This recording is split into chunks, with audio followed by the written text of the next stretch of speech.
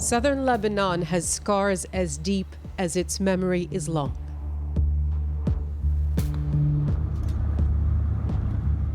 This is Hezbollah heartland, home to many of its fighters, dead and alive, and once occupied by Israel. Hezbollah's story, scripted in border towns like Bint Jbeil, mostly destroyed in the biggest battle of the conflict with Israel 11 years ago. Now rebuilt with the help of Qatar and Iran, but still wary. We were allowed to visit, but only with escorts. Reviled by the West for a history of violence, here Hezbollah, meaning the Party of God, is revered as the resistance. When the smoke cleared after the war, and despite the costs, supporters insist they had no regrets. We live with the party, and we are always with the party, he says. As long as leader Hassan Nasrallah is at the helm, nothing scares us. He's the one standing in the face of the enemy, whether it's Israel or anyone else, he says.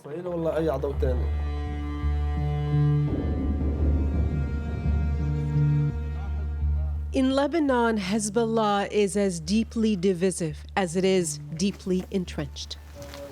When they started launching their operation, they started from here. Yeah. So this is the line of fire. Yeah. At a mountaintop museum, Hezbollah tells its own story, that it exists to counter Israel. The tunnel now, we see everything as it was before. Worked for years to build that reputation, and the museum, in the very base from where its fighters launched their attacks. Hezbollah doesn't need to make a museum to let people know more about them. Hezbollah is in government, Lebanese government. He's in our life, everywhere. Including in Beirut's southern suburbs.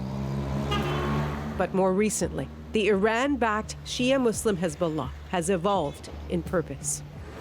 Hezbollah has gone from being mostly an anti-Israel fighting force to one that's playing a bigger role in the region.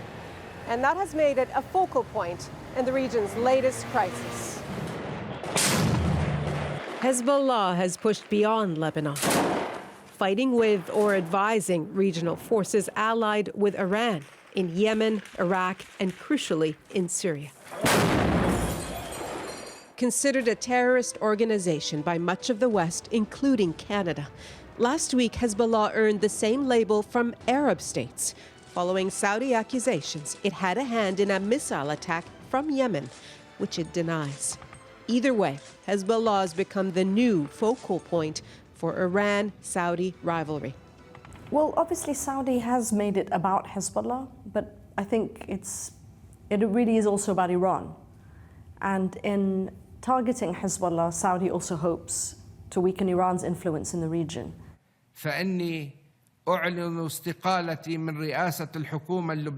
Lebanon's prime minister, seemingly forced by Saudi Arabia to resign over the attack, calling Hezbollah his coalition partner, a state within a state. He backtracked pending talks that started this week, though still insisting Hezbollah stick to a policy of neutrality. I don't want a political party in my government that interferes in Arab countries against other Arab countries, says Saad Hariri. Hezbollah started in Syria. But given Iran's staunch support for the group, it won't be easy, says this former ambassador to the U.S. Hezbollah cannot be neutral. I mean, they have army in Syria and Iraq. They have advisors in Yemen, and Iran wants a price for this. These are the cards in their hand. They have to be negotiated. Here again, Lebanese are divided. Hezbollah's foray into Syria has cost many of its own fighters' lives, some of them buried here in Beirut's southern suburb. But it is a popular fight among supporters, even those who lost loved ones, like Batul Zainuddin, whose close friend Ali died in battle. كرامتنا وعزتنا وشرفنا It's our dignity, our pride, she says, and our honor. It's a march that we have to finish.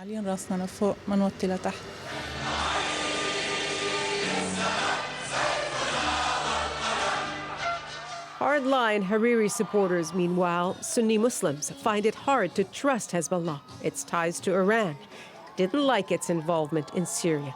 Some of its members are also accused of assassinating Hariri's father. And in 2008, it turned its weapons inwards, taking over Beirut.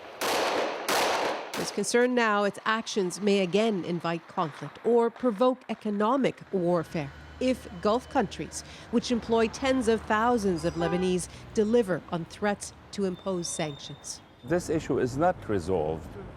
I think failure to dissociate politically will also imply financial and economic dissociation from our most valuable partners. The reality is that there seems little choice. Certainly, the most militarily powerful group in Lebanon is also one of its most powerful politically. It is Hezbollah's allies in the president's seat and the majority in government, loyally backed by Iran. But the hostage is the whole sovereign Lebanon and the whole institution of a sovereign state, who are totally now controlled by one party that is holding the arms. Given Hezbollah's power and previous experience, confrontation isn't an option, says this future party MP. I'm one of those who believe in dialogue. And I think in Lebanon, we cannot conduct our affairs without dealing with Hezbollah. That would be folly to think, otherwise. Hezbollah wouldn't give us official interviews, leaving all the talking to their leader, who said outside missions are winding down anyway. But will they give them up completely?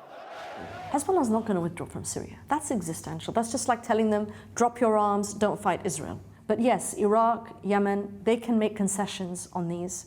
Having a seat in the Lebanese government and a majority vote, this is very important for an organization that is qualified terrorist organization by the Americans, by the Arabs, and by the Europeans. This government is offering a legal cover for them. But is it ready to pay the price for this government to stay? This is what we need to know.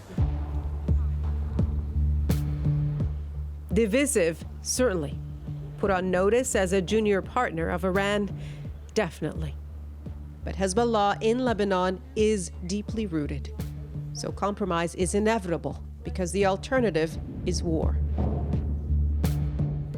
Hezbollah's story here continues. Nala Ayed, CBC News, Bint Jbel, Lebanon.